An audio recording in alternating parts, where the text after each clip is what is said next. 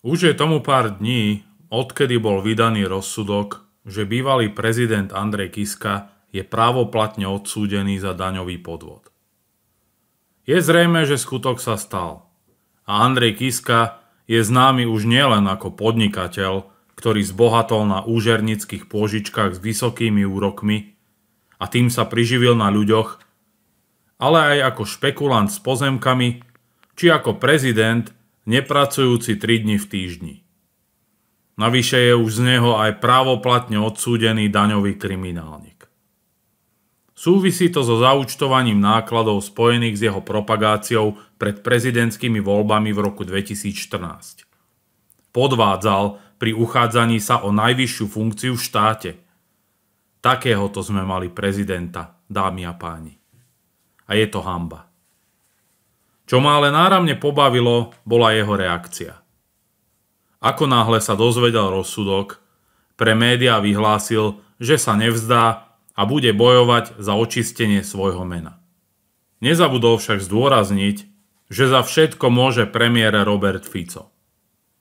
Trochu súdnosti a sebareflexie by mu určite neuškodilo. Prečo aj v tomto prípade používa to staré opotrebované slovné spojenie lebo Fico? Myslí si, že občania sú tak naivní, že mu to uveria? Vtipné ale je, že 3,5 roka tu vládli vlády, ktoré tvrdili, že súdy a vyšetrovatelia majú rozviazané ruky. Ale na ne to už Kiska nezvaluje. A pritom ho ako prvý odsúdil okresný súd už v roku 2023 v čase, keď Smer ani nevládol. Takže vinníka by mal hľadať v prvom rade doma v zrkadle. Najväčšími obhajcami Kisku sú SME, Denník N a Aktuality, ktorí jeho odsúdenie nazvali nespravodlivou spravodlivosťou.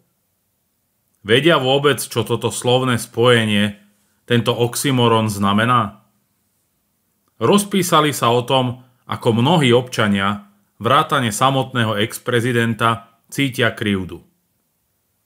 Občania však môžu cítiť krivdu skôr z toho, že sa tento človek stal prezidentom a aj po odsúdení stále užíva výhody ex-prezidenta.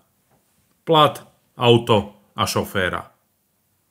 Tak by radšej pán Kiska mal skôr ticho mlčať.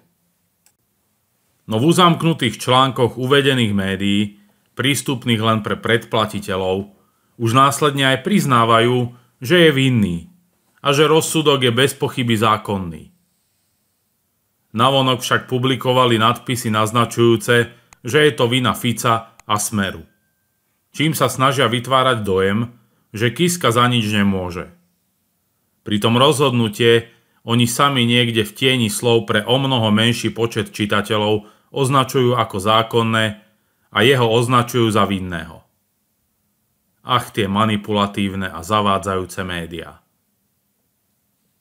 Nebudem sa tu radšej ďalej rozpisovať, ako sa skôr všetko politicky zneužívalo v rokoch 2020 až 2023, pretože tento text by bol na brožúru, ktorú si v podstate môžete aj nájsť, keďže ju výborne spracovalo Ministerstvo spravodlivosti pod názvom Únos štátu 2020 až 2023.